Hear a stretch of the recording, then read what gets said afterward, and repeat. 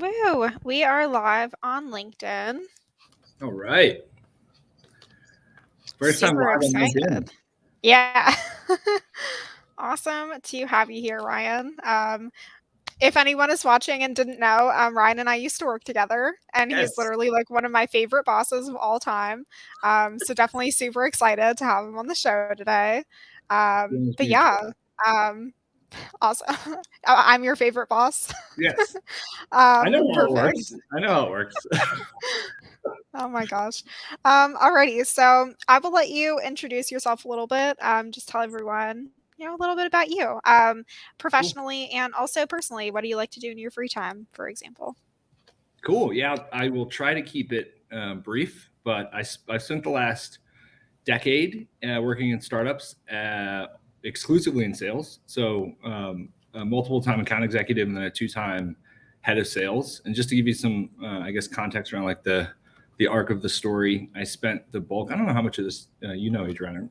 Maybe when we were talking when we were first onboarding, we went through some of this stuff. But I spent the bulk of my formative years living overseas. I lived in London, England for the majority of my teenage years and came back to the States to go to the University of Wisconsin. I got a degree in international political economics, which has zero practical application actually getting a job and paying off your student loans. So, like most people, I fell backwards into sales. Spent the first year and some change selling commission only insurance, which was quite the journey. I like to say that I learned way more than I earned.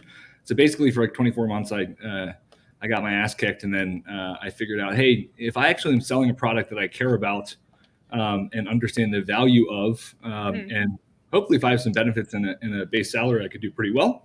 So I parlayed that into a account executive role in 2012 at a company called Groupon here in Chicago, which most people, at least years ago, were pretty familiar with. And I had a lot of success there as an individual contributor. Was promoted three times. When I left in 2017, I had generated $30 million in top line revenue. So I was in the top 10 revenue producers all time for their local category, which is the category that everybody knows and loves about using Groupon.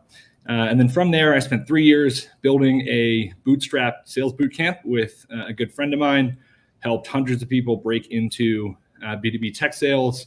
And then most recently, I led an 8-figure SaaS startup to some pretty significant growth towards the heart of the pandemic, where Adriana and I had a lot of fun and worked really hard together. And then after roughly 2 pretty rough years, I was actually let go last summer, and I was burnt out to a crisp. So I've spent the last, call it 8 months, just really focused on taking care of myself, taking care of my mind, taking care of my body, learning new skills, having fun, building stuff, being more present with my family, and also just tinkering around with building businesses and figuring out some of this creator-driven online income a lot of people are talking about. And it's been amazing. It's been such a fun journey.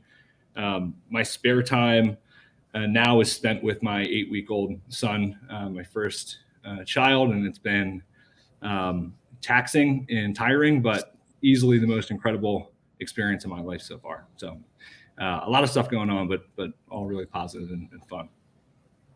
That is awesome. Well, fantastic introduction. Definitely excited for today. We have a lot to talk about. So the main things that I know we wanted to cover were building like a second income online, especially by leveraging like LinkedIn in addition to your full-time role. Also, definitely want to touch on how to deal with companies like maybe not being supportive of your personal brand Mm. or side business. I've definitely heard those concerns from a lot of people. And I've also talked to like a surprising amount of people who either decided to leave jobs or who ended up being let go because of that. Mhm. And then also scaling an online business. Just in general, I mean, whether it's a side hustle or it's something that you do want to do full time eventually, but just to really like have that be geared towards your big financial goals. So I definitely want to start out first with like, why would someone who is a successful salesperson, is already making like a good salary in their role, why would they like? Why would you encourage them to do something additional on the side. If they're like, dude, like I already work hard. Yeah. There are major goals that like I do want to get to, but I don't know. How do you kind of find that balance? I think it's difficult, and I also think it's not for everybody, which is totally okay. Some people are just okay with their full-time position, and they really don't have any interest in building or doing anything from a, I guess, entrepreneurship or income generating perspective outside of what it is they're doing, which is fine. Yeah. When I think about salespeople in particular, I think it's a unique situation because side hustles for me, it's less honestly about diversifying your income and sort of creating a bunch of these passive revenue streams, because normally passive doesn't really mean passive, or there's something shady going on with it. So like when I think about side hustles, I think about helping people focus on developing their skills, their reputation, and their network, to make themselves more indispensable at their full-time job. And honestly, what's cool about being in sales is you can have compounding effects of if you start building some of these skills that can help you generate income and build businesses for yourself outside of your full-time job. Those in turn actually help you become better at the job that you're doing as somebody that's tied directly to revenue. So like I see it as like, I guess, career insurance or protection, in that like in order to maintain professional leverage throughout your career, you need to be prioritizing your own personal development, your personal growth. Because I think a lot of people, it's starting to come to fruition. A lot of people are seeing it now, maybe for the first time, especially folks that are younger in their career. Like, if you settle for this sense of like job security, it's not normally there, especially if you're in tech and especially if you're in sales. My friend Scott Leese talks a lot about employment security versus job security. And I think the way that I sort of take that is like a strong network combined with a strong skill set helps create employment security, and job security is really just like fighting to keep the role that you have. So it's like, how can you make your ability to earn money agnostic of the company that you're at defensible? And then for salespeople, and honestly, I think of like anybody really in a go-to-market function, or anybody even like closely tied to gaining or retaining customers, like there are things that you can focus on developing that will give you, again, ample opportunity to not only get better at the role that you're in, but also think about how you can start deploying that in other areas of interest outside of the full-time gig that you have. So, okay, if someone is interested, they definitely want to start something on the side. They definitely want to have that employment security. Like, how can they start finding that thing, that idea that is going to serve them in their main role and then also provide income in addition to that? I think what you're focused on is going to be very much contingent on like stuff that you actually like to do and stuff that you have some sort of like domain expertise in or are willing to put in the work in order to build that. In terms of like how to have those compounding effects, it's a lot of the same stuff that you would imagine that you need to do in order to get better at being an individual contributor, which is like learning how to effectively manage your time, improving your communication skills, focusing on ways and tactics to be able to be a better negotiator, becoming more financially literate, copywriting, right? Like there's so many different aspects. Design is actually something that's like a passion of mine that I've now been able to sort of meld into the businesses that I've been working on that historically really only served me in PowerPoint decks and trying to think of like cool one pagers to be able to send prospects. But yeah, so I think there's sort of two separate buckets. It's like, how do you develop the skills that will help you create income, especially now, like the barrier of entry to starting something, getting something off the ground, like spinning up an LLC, creating a landing page, a lot of the stuff that creators out there, like Justin will talk about, it's the barrier is so low. Now, like whether or not you're going to be able to find, educate, gain, and retain customers is going to be contingent on like, yeah, your expertise. And if you have a track record of success doing something, you have a good, solid network and people are willing to vouch for you because they've worked with you in that particular area. Because like the fake it till you make it for this type of stuff, it's much like sales. Like it doesn't really work because you get exposed pretty quickly when you have people, especially exchanging money for a good or a service that you better be Yeah. able to deliver on it. Definitely. I do just want to pause for 1 second and just let everyone know that is watching. If you have any questions about building a business online, about side hustles, about sales, really anything else that you think Ryan might potentially be able to answer for you, definitely drop it in the chat. We would love to discuss anything that you guys bring up. Alrighty, so I do kind of want to go back to just this idea of like, okay, let's say you have a strength, one that serves you really well in sales and out of sales. Like, let's say, okay, I'm a great content writer or a great copywriter. Like, where can people start to actually do something with that? Do they need to build up a LinkedIn presence before they start doing anything? Like, can they start from scratch? If they are starting from scratch, what do they do first? Yeah. I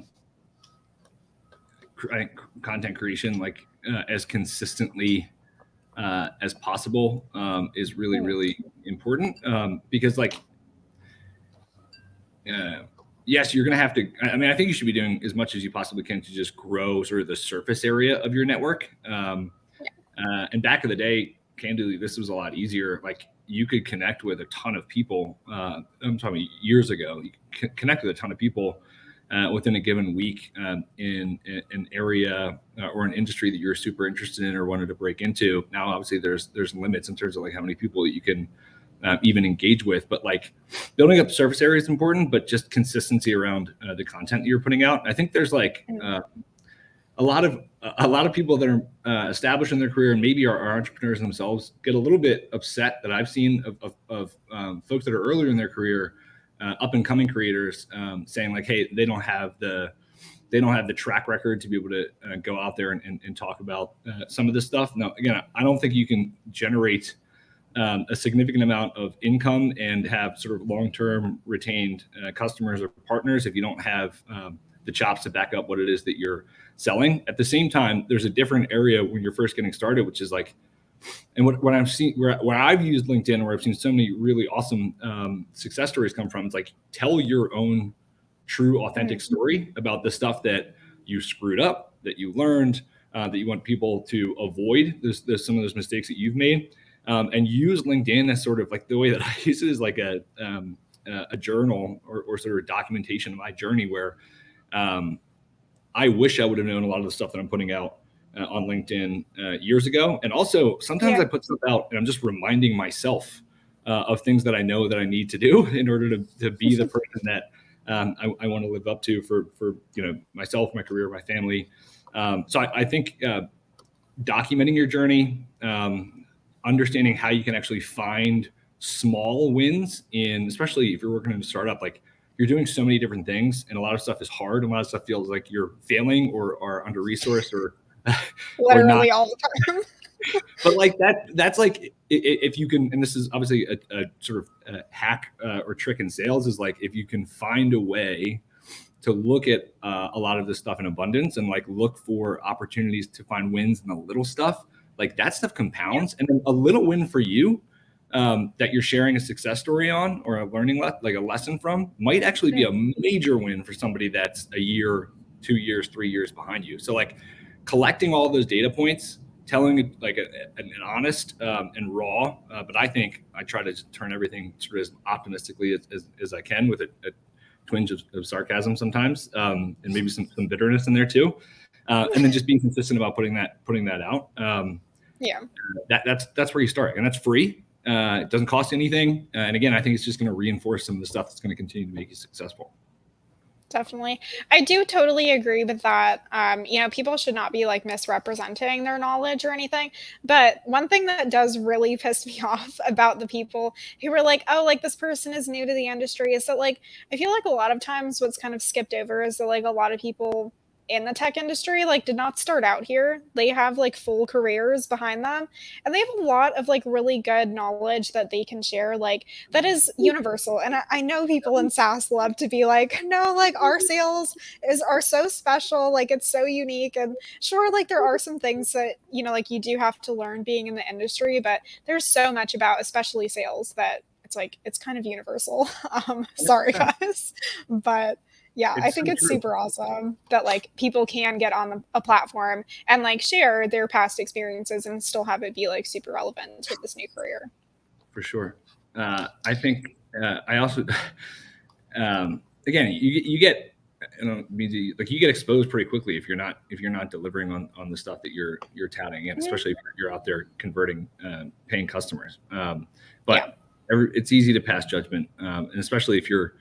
This is something I wrote about a few months ago, but if you're looking at somebody and saying, like that person with that experience is doing that, I could do that, but you're not doing it. Like you're not doing it, like they are. So it's kind of like some people can get upset because they watch other people maybe accomplish or do things that they Mhm. know in their heart of hearts that they could do if Yeah. they just dedicated the time to do it. I've been that person, I will fully admit. No, At the perfect. same time, like it can be really good motivation because it's like I feel like sometimes you look at people and I'm like, oh, I could totally do that, which is pretty awesome. The difference is Ted, then doing mhm, it, which I've seen you do time and time again. It's like, oh, so that's the difference. it's a little hard to get there sometimes for Yeah, sure. sure. Um, Ted in the chat asked, what specific side hustles is Ryan working on now? I do want to Yeah, mention your newsletter, which is one of my faves. So, cool. Thank you. Yeah, but I I'll let you work with take. a. We're not monetizing the newsletter right now, but that's something I'm working on with my friend Scott again. What I've done from like a revenue generating standpoint is I help people build landing pages and websites. And one thing I'm super passionate about, which is sort of funny because it's very topical for what we're talking about today, is giving people a platform and helping them with the tools in order to stand up and build things for themselves. So like there's two good friends of mine, Tom Natoli and Ant Natoli and Tom Malamo, and they just launched the Revenue Lab a few weeks ago, which is a prospecting boot camp. I help them create, design, copyright, and sort of construct some of the curriculum around the work that they're doing there. And my friend Scott and I are currently in the mix working on a community project ourselves that we're really excited about. But Mm. it's been a labor of love, and Adriana too. Another reason why I want to get as much of your advice as I can. I will do my best. Right. Okay, so I definitely do want to get into like, especially people who are trying to stand up something, start a business, and they don't really have a lot of money to like dedicate to this. Um, if they've already kind of started building an audience on LinkedIn or they already have like a decent sized audience, like what can they do to like create a website, kind of get everything in place to actually start taking clients, but without it being like something that's, you know, super expensive for them? I think it's an awesome question, and I also am excited about the answer because and now everybody's sort of financial system situation is different, and what they're able or willing to invest in order to build something or grow something is going to be different. But Mhm.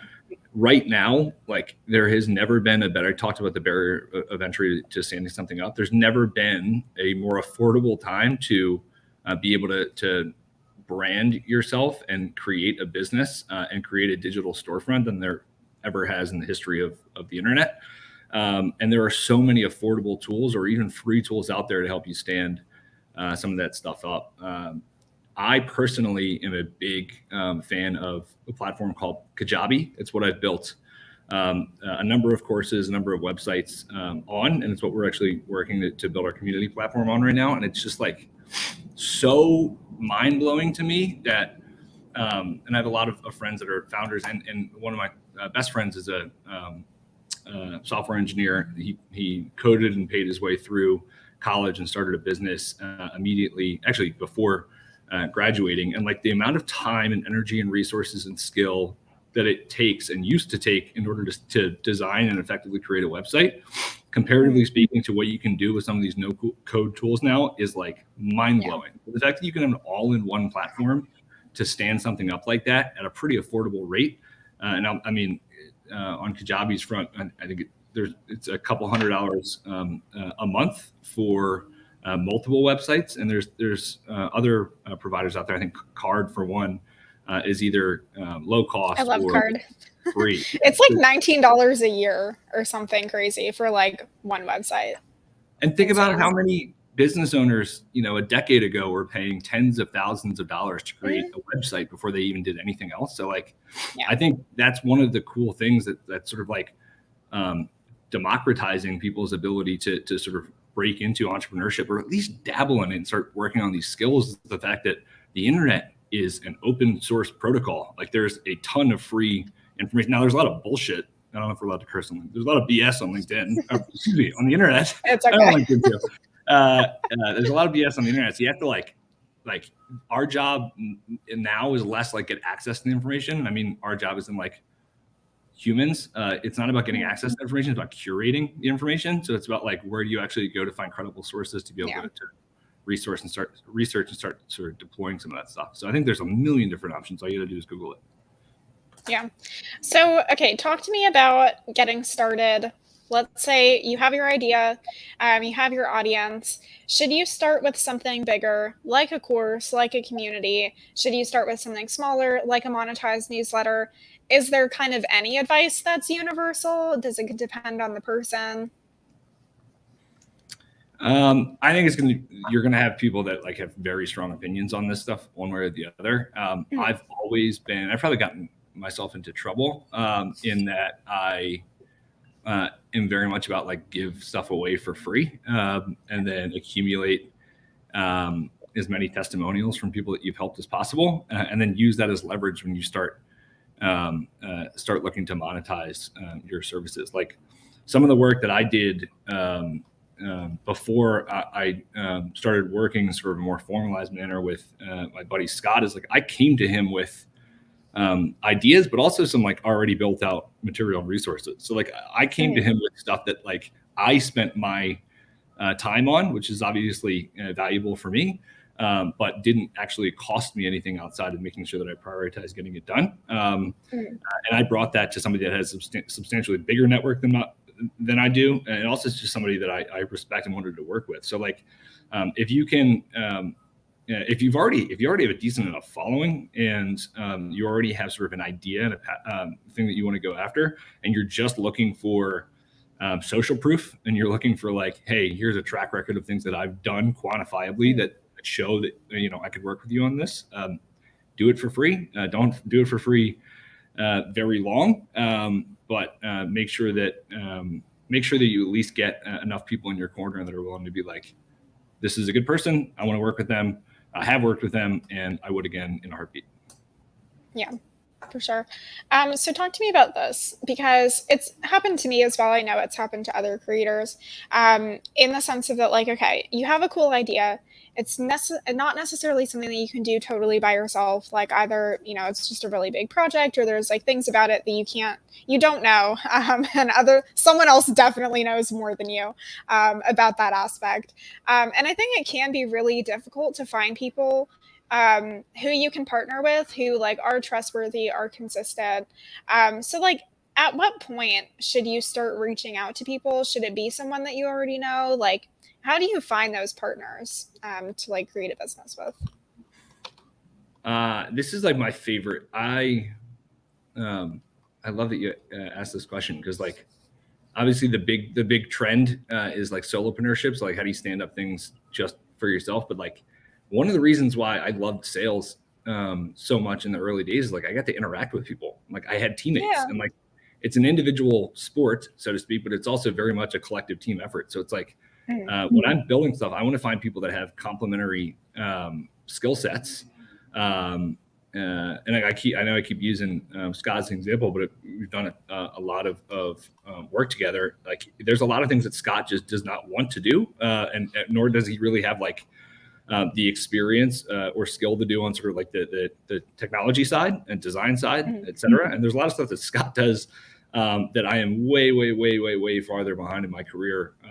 And as much as I aspire to follow in his footsteps for certain things, like, just try to find people. One, and you mentioned trustworthy. Try to find people that you know in your heart of hearts, after spending enough time with them, align with your sort of moral compass and core values. But two, like make sure that you have things that you're really good at, you enjoy doing, that they don't and are not, and vice versa. And honestly, like, people say don't work. I don't know who these people are, but people say don't like work with your friends. I've had certain situations where I've worked with my friends and I've gotten burned, and I've had plenty of situations where I've worked with people looking at those sort of two check boxes, sort of the moral compass alignment and the skill set alignment stuff, and we've done amazing things together. And like, I think you can go to business with somebody and then become friends.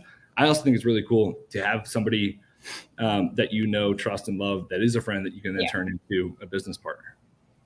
Definitely. Paige on LinkedIn said $19 a year for a website. That is a steal. Yes, it is. Love card.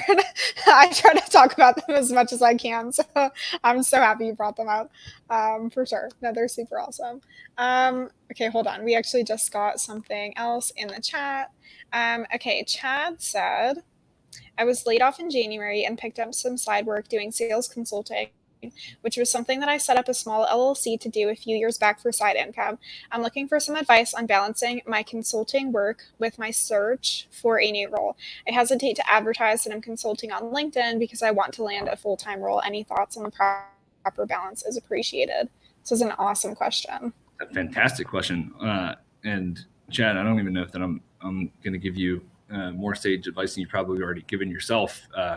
Clearly, like, you already have a lot of the drive and motivation to go out and find opportunities to add value, but also monetize your sort of expertise and experience.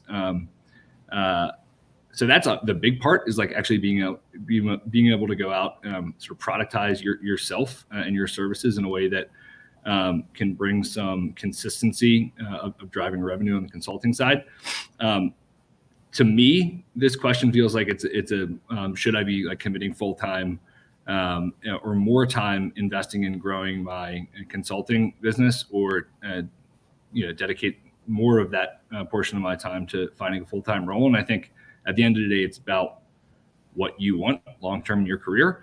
I don't think that you need to necessarily be out there advertising all the consulting work that you're doing in case that it turns off some of the hiring managers you might be engaging with. At the same time, and I know we're going to get to this later, Adriana, but I think expectation setting with any company that you're going to get into a relationship in that regard with is really important. So like, if you're planning on continuing those consulting engagements post joining this company full time, I think it's important for them to know that. I think it's important for you to know what's written in your employment agreement to make sure that you're not getting burned down the line. And I think first and foremost, it's important for you, if you're going to make a commitment to a company, in my opinion, to dedicate the right time, resources, energy, and focus on making sure that you're living up to your own and their expectations in that role. And that doesn't mean that you can't continue to work on the stuff on the side.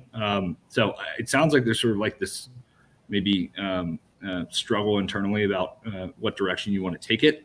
I would focus as much time that you need researching the companies that you're interested in getting a full-time position with, engaging with folks at those organizations, understand what makes them and their customers tick, and make sure you have enough time in the day to be able to effectively conduct outreach, do that research, and sort of build up this hit list of companies that you're going after. And then anything extra time you have on your hands after that, focus on either acquiring new customers or providing better service to the folks that you're already engaged with. But yeah, maybe it's like a heart-to-heart mirror, and maybe I'm projecting to figure out what direction you want to really fully commit to. Awesome. Chad said well stated. Thank you. I agree.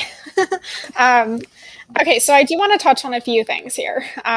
One of which is that I do want to acknowledge the unfairness of the situation sometimes, because I think that it can be really difficult, like as an independent contributor, to be doing something on the side and then have it feel like it's potentially going to either affect your job search or your career. While at the same time, it's like, all these C-level executives have like 18 different companies that they're advising for. And it just, I don't like that very much, but but going back to like the job search aspect, like how much can people put on their LinkedIn? Like I know that it can be very concerning to hiring managers for them to see someone who like owns their own business and have it like reflect negatively, which I don't think that it should. But as someone who has also hired people, like tell us about this. What should we do? I love that stuff as a hiring manager. Like when I see somebody that has entrepreneurial drive, like and has gone out to just start something on their own. Like some of the my most favorite folks I've ever worked with on the sales side have been people that started businesses before and either kept them going or shuttered them and learned a lot of painful lessons through it. So, I mean, personally, I love that. I think, again, it's about expect. And I put out kind of a tongue-in-cheek LinkedIn post the other day saying, like, the next time that a founder takes issue with one of their employees being distracted by one of their side projects, the employee should ask the founder the story about when they decided they were no longer willing to work for anybody else.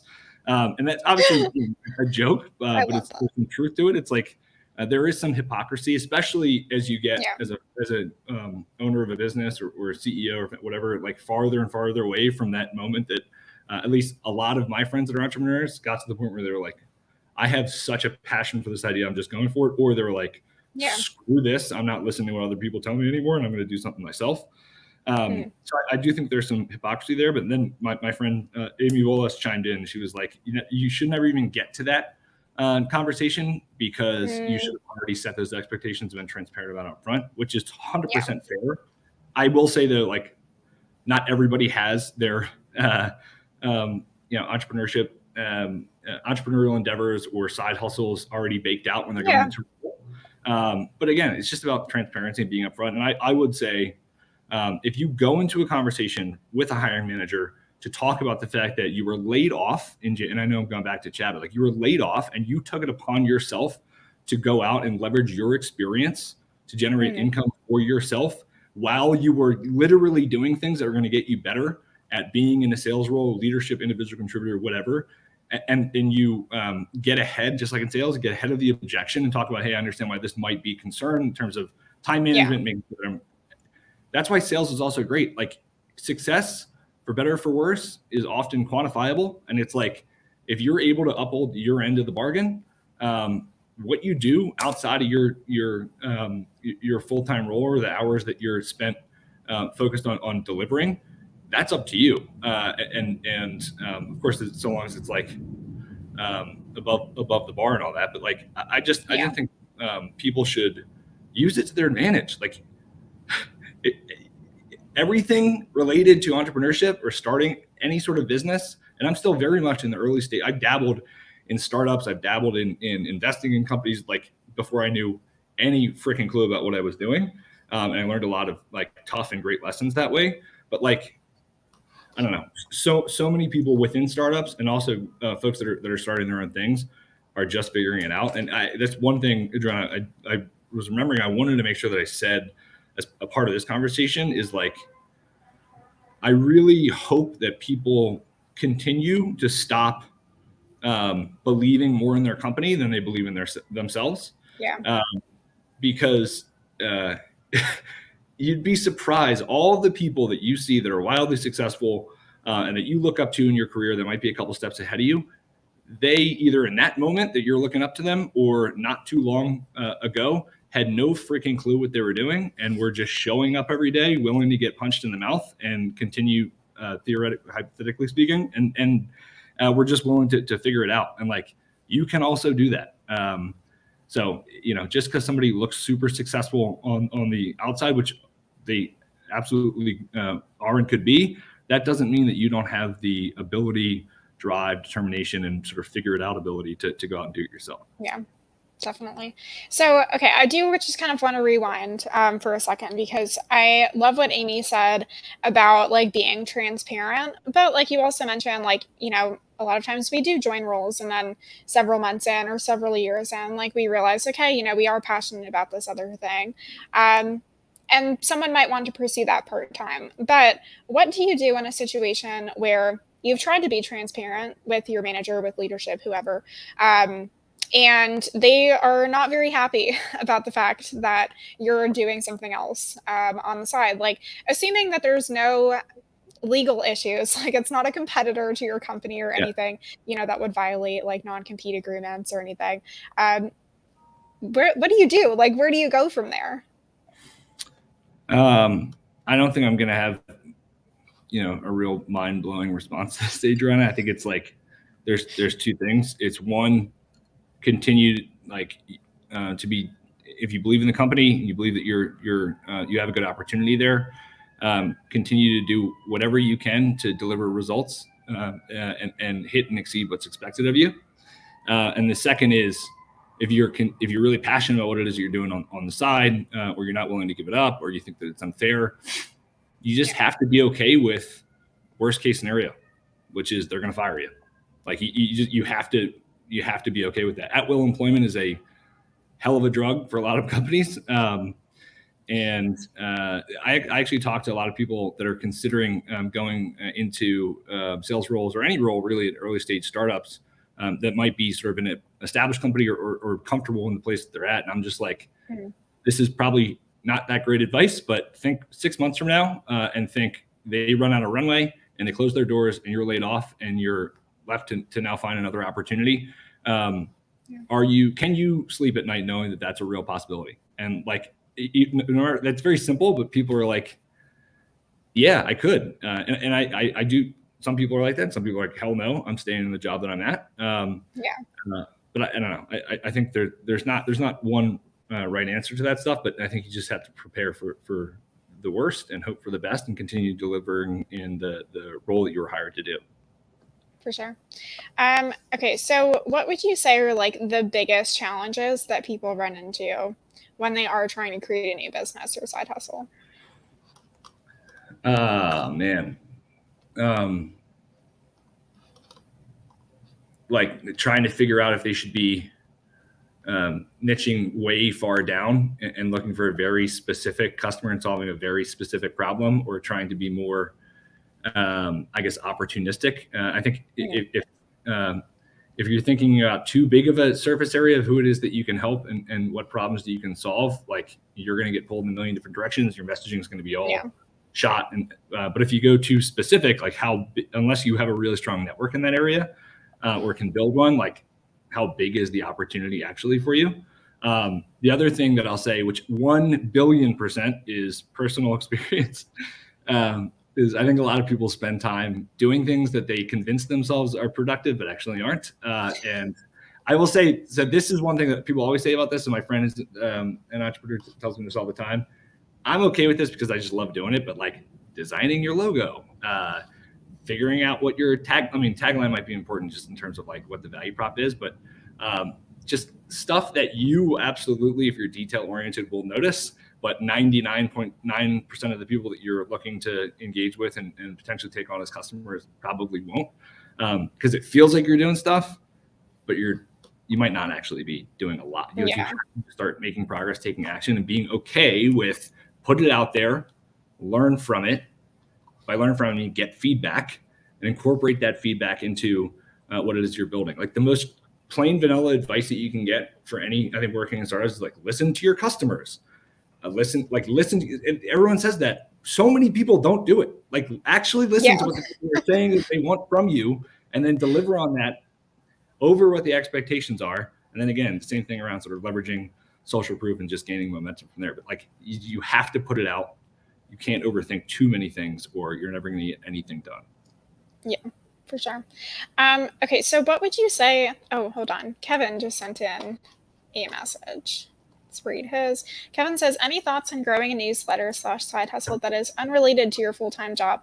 Is it worthwhile to share content on LinkedIn from a business page? For the newsletter, is it always best to share content from a personal account? He also says, I'm nervous about posting consistently about an unrelated project on LinkedIn, which I primarily use for my role in SaaS sales. A lot of like really thoughtful questions. Like, this is awesome. I've struggled with this exact thing. There's a few things Yeah. That I would love to be talking about that I'm super passionate about on LinkedIn that I think might fall flat. And I just over the years have built a like decent sized network. I think one thing is you have to be okay with the fact that a chunk of your network, and this is going to happen anyway, even if it's like your curing disease, they're just not going to care. So like they're either not going to care, they're not going to pay attention long enough to understand what value you can deliver, or they're going to hate you regardless of what you put out. So like, think about those buckets of people, and then just like completely throw those people, and think about the small subset of people that in the world of LinkedIn, small subset can mean over time, thousands, tens of thousands of people that can actually truly benefit from what it is that you do. And Kevin, I've been thinking about this a ton. And actually, Adrian, I'd love to hear your take on this. At the end of the day, if you're really passionate about it, people vibe with, even if they don't care that much about the topics. Say you love planting tomatoes. Planting tomatoes. If you're super passionate about it and you can find a way to creatively incorporate it into the content you're putting out, and like that, they can tell that that's your true, genuine self. They're going to love you for your enthusiasm for planting tomatoes, not for understanding. And hey, maybe you'll convert some people into tomato lovers. I don't know what the tomato thing.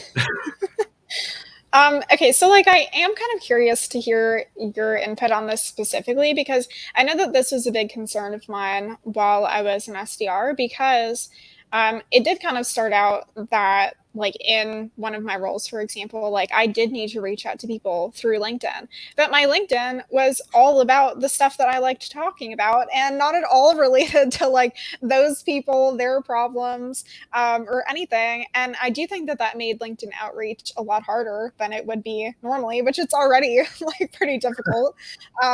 So for me, like I just decided like F it, honestly. I don't think you can say the F word on LinkedIn Live.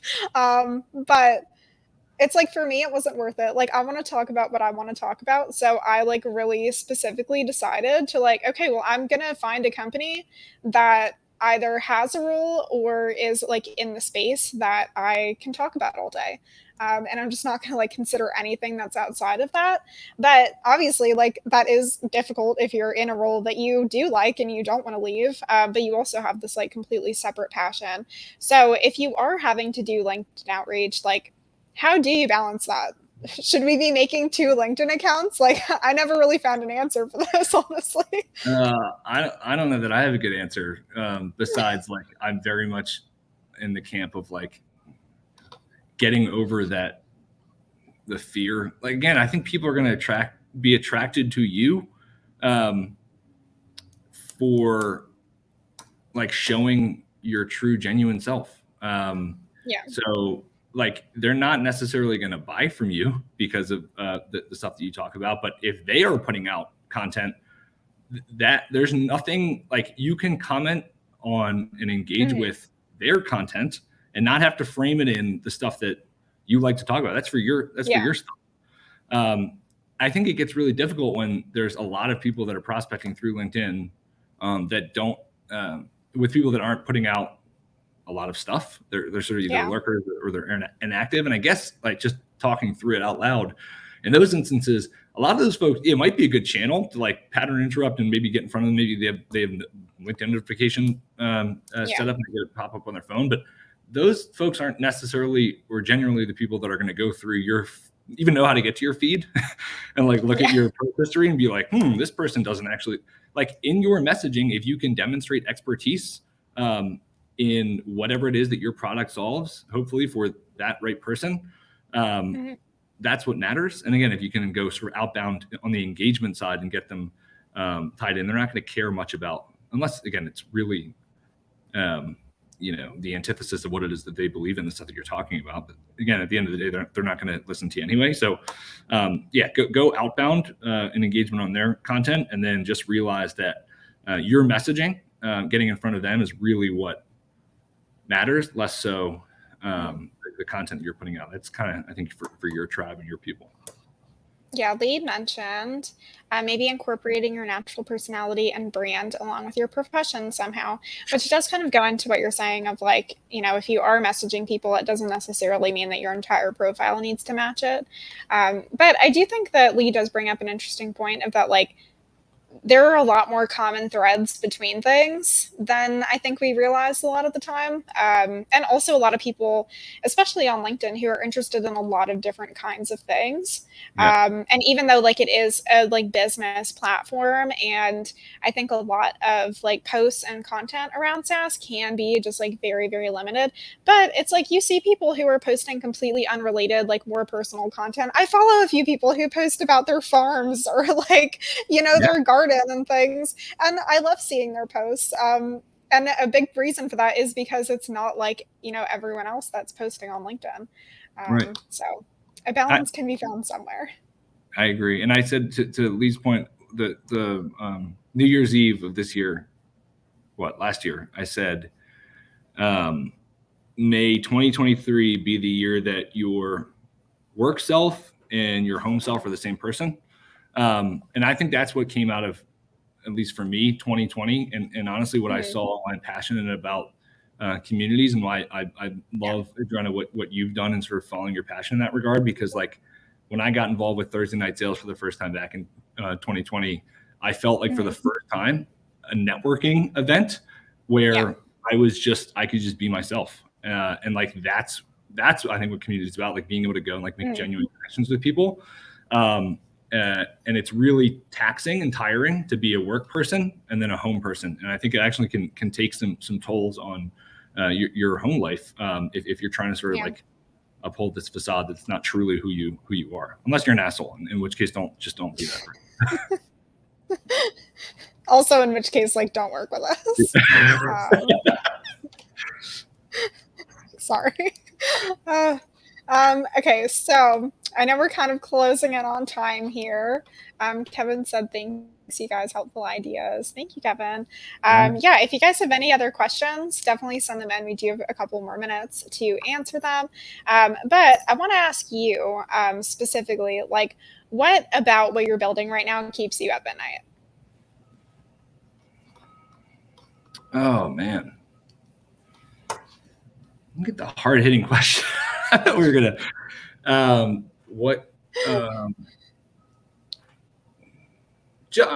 just like, honestly, it's just about trusting myself to be 100% vulnerable, because like what I'm working on right now, I know because I've seen it happen before, it can help a ton of people. But like anytime that you're charging for a service when you haven't really done a ton of that on the entrepreneurial side, can just be a little bit you just always second guess yourself. So like I just think trusting myself and knowing that the things that I preach around operating with integrity, working with sort of a mission to serve other people and put other people first, and sort of not being willing to waver on the values that you sort of like built your career around, like this other stuff, and just being willing to show up and work. The other stuff will figure itself out. Like as simple and LinkedIn-y as that sounds, I built my career on trusting that playing the long game is what's going to allow me to sleep at night, and what's also going to yield the biggest results. But of course, there are moments at 3:00 in the morning when I'm feeding my son, like that I think about what could go wrong. But then you also can find an opportunity to snap back into it, what could go right. And then you start getting goosebumps, and then you want to go jump on the laptop, and your wife yells at you and all that stuff. Yeah. That's too early to be on the laptop, or late, depending on how you think about things. I agree. Oh my gosh. No, honestly, I do. I legit get some of my best work done. I wake up like 4 times a night. Honestly, I do not sleep well. And oh my gosh, those like 1:30 mornings where you wake up and you're like super awake for some reason, like I love those. I would bet my entire career on just about like 1.5 hours before I Uh, get sleepy again, for sure. I I think that, and again, going to sound LinkedIn-y again, but like when I go outside and I take a walk, Mhm. especially if I'm stuck on a problem or trying to have sort of like a Yeah. breakthrough on something, it's insane how often it helps me snap back. The only other Mhm. time that happens is either in the shower with a random idea or at like 2 in the morning when I wake up for a second, I write a note in my phone and then I fall back Yeah. to sleep. Like those are the three Oh my gosh. For sure.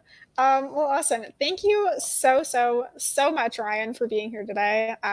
It has been super fun. If people do have questions or they just want to connect, like where can they find you? Where should they reach out?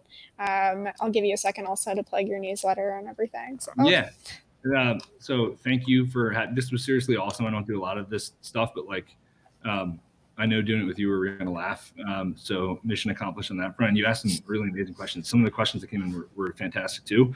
Just mhm. hit me up on LinkedIn. I started this thing last week with last Thursday or Friday with literally zero hooks, like long-term play, no plans to monetize or do anything like this on the coaching side, but this thing called daily walks, which is like literally during the time that I go outside and walk around, I'm responding to messages and also calling salespeople that are struggling right now because I know a lot of Yeah. people are. And I think one of the most selfish things that you can do in life is be selfless, because when you're selfless, you feel really good about yourself and you can help somebody. So if anybody out there is struggling, either laid off or really underwater in their role, I just want to help as many people as I can, because that same favor has been paid to me a million times over in my career. So just hit me up on LinkedIn. Awesome. Thank you so much, Ryan. If any of you guys were watching and you're not already a member of RevGenius, go to RevGenius.com. We have an amazing Slack community of like 35,000 people at this point, all of whom like work in tech. We're super awesome. I know I'm biased, but it's definitely a fun place to be. And we also have free events every week. So if you just go to RevGenius.com/events, you can see all of the free things that there are to join.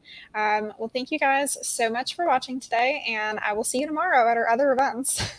See you, Adriana. Thank you.